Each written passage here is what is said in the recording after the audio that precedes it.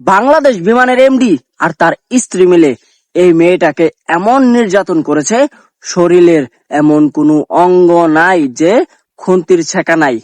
সেইখানে এই নিউজটা পাবলিশ হওয়ার পরে ওই এমডি আর তার স্ত্রী আরেকজন বুয়াকে গ্রেফতার করা হয়।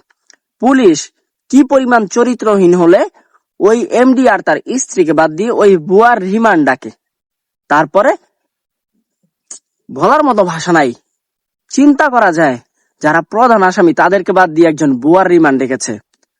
তার পক্ষে আবার 6 থেকে 7 জন ভালো ভালো আইনজীবী কাজ করছে ওই এমডি আর তার স্ত্রীকে বাঁচানোর জন্য, আর ওই মেয়ের পক্ষে একজন আইনজীবী পাওয়া যাচ্ছে না।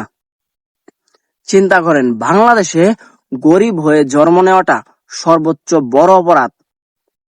আমি আমার জায়গা থেকে ওই পুলিশদের মুখে থুতু মারি।